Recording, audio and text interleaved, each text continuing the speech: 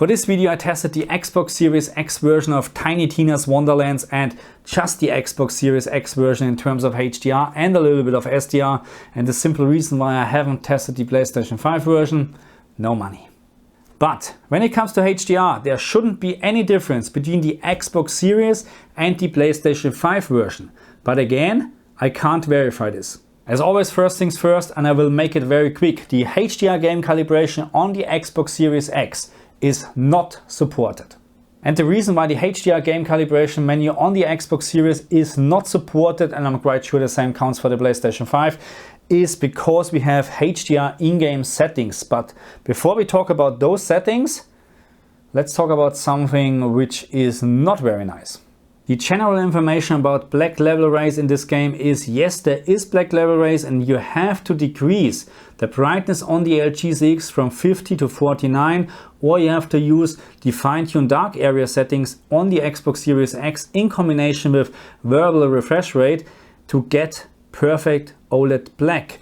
But in this case, I had to decrease the brightness to 47 and decrease the fine-tune dark area settings even further to get perfect OLED black. In this specific case, I compared the HDR picture and the SDR picture, and I found that in the SDR picture mode there is no elevated black level. So all the background here on from this picture here, what is more likely like a portal, you can go back to the overworld, appears completely black on the OLED screen in the SDR picture mode. But as soon I change to HDR, and it doesn't matter, HDR10 Dolby Vision, I had something like a foggy picture here. So don't get me wrong, this can be correct, because I mean, we're talking about something like a portal, okay? So maybe in the HDR picture mode now we have the chance to display this a little bit foggy, because this is how it looks like. But on the other hand, it just looks a little bit odd. Completely odd. And I have to say that not just this picture, the whole game, even with changing the brightness level or settings from 50 to 49, still looks a little bit washed out and let's say foggy. Just with setting to 47, I found I have a very great contrast in the HDR picture mode. Let's move on to the HDR in-game settings in Tiny Tina's Wonderland, and what you can see here right now are the factory, the standard settings when you start the game for the very first time or when you reset to defaults.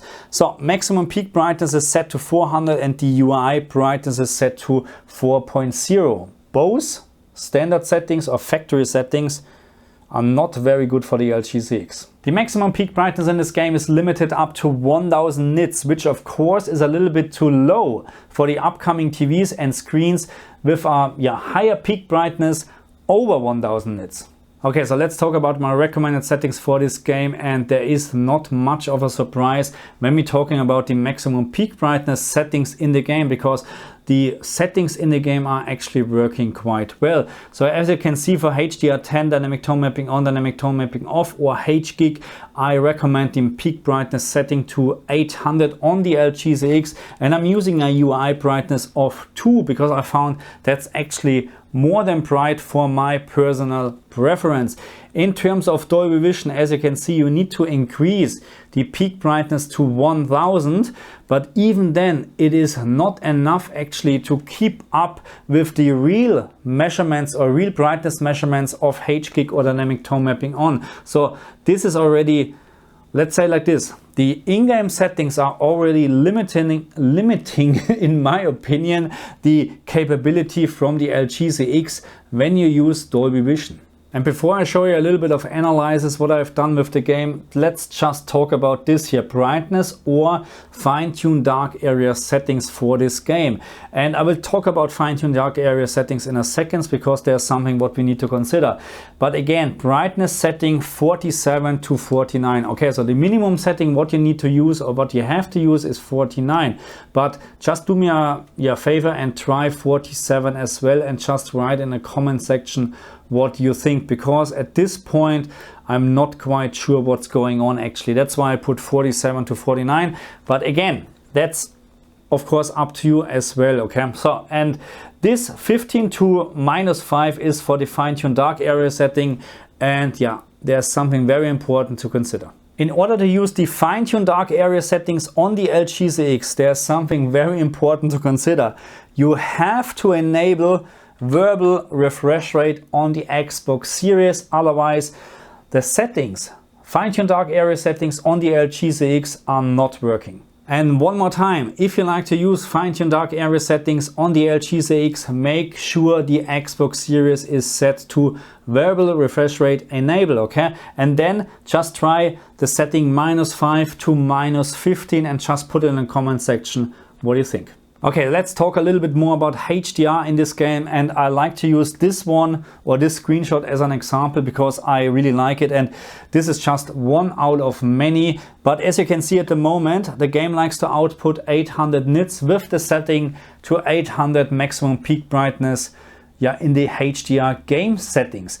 So the problem is, what I found is with Dolby Vision, because in terms of the real brightness, what I was able to measure, Dolby Vision lacks a little bit in terms of the maximum peak brightness. And this is not because Dolby Vision is not doing a good job in general. This is because the game is limited to 1000 nits maximum peak brightness. And in many games, almost all the games where I compared HDR10 and Dolby Vision, it was that if I would use the same setting for Dolby Vision as for HDR10, then I would have a lower peak brightness with Dolby Vision. So I have to increase actually the maximum peak brightness to a certain level to have the same real brightness measured with my colorimeter. And in this case, 1000 nits, it's a little bit too less. I would actually need to maybe to increase it to 1100 or something like that to have the exact maximum peak brightness as with HDR10.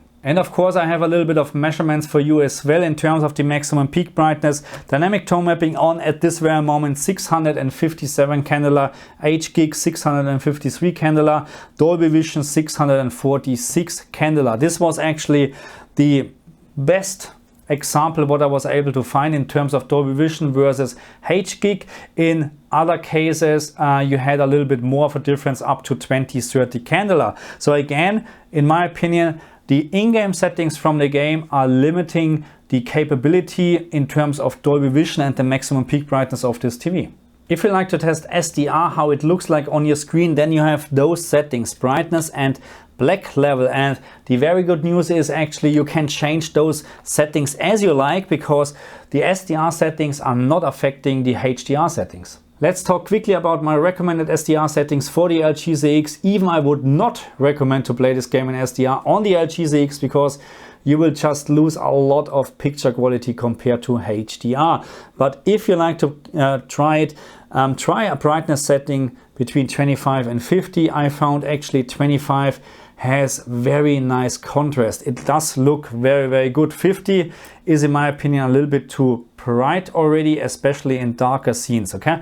In terms of the black level setting, the SDR black level setting in the game, I would leave it at 0 because I found that's the best value for my TV. And when it comes to the question dynamic tone mapping on, dynamic tone mapping off, or HDR or maybe Dolby Vision, and what about SDR?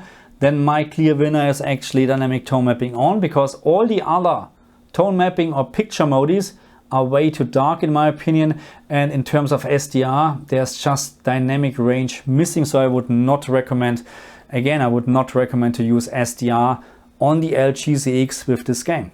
The average picture brightness, not to confuse with the maximum peak brightness, is very different between the modes dynamic tone mapping on, off, HGig and Dolby Vision, and of course SDR. I was able to measure 87 candela with dynamic tone mapping on. With HDR I was just able to measure 37 candela on the exact same spot. You can see there's already a very big difference in terms of brightness.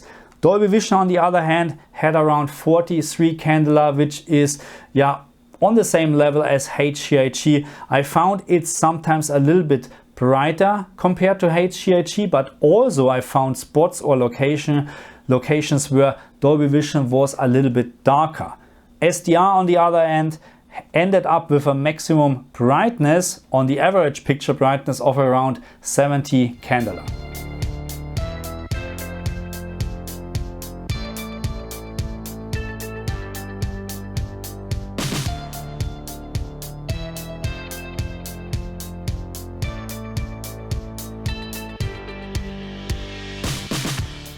there's one thing what you need to consider if you like to play this game with dynamic tone mapping on. DTM on tends to clip very bright objects. So the advantage of dynamic tone mapping on is that you end up with a very bright picture in terms of the average picture brightness. But the disadvantage is that compared to HDR, it will clip very bright objects and you end up with less details in specular highlights.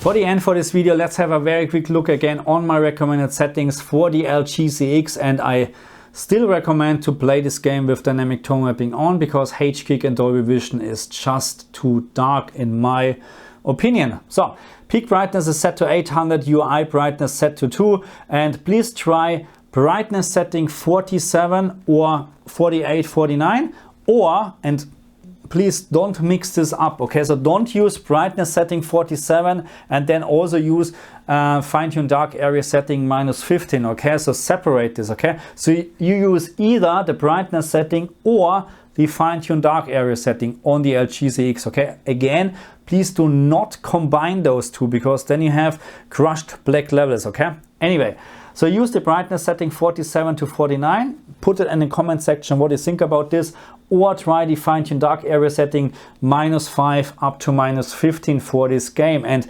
remember, to use the fine-tune dark area setting, you must have verbal refresh rate enabled on the Xbox Series. So in terms of SDR, I would not recommend to use it actually on the LGCX in this game or with this game because HDR is actually very nice. And but if you like to try it, then try a brightness setting 25 to 50 and leave the black level setting to 0 because in this case I had the best SDR experience on my LGCX. Good thing is you can change the SDR settings as you like. They are not affecting the HDR settings. Okay, my friends, so that's it for this video. I say thank you very much for watching me, and do me the favor, like and share my content. And if you're new to my channel, please subscribe. Thank you very much. I see you guys next time. Bye.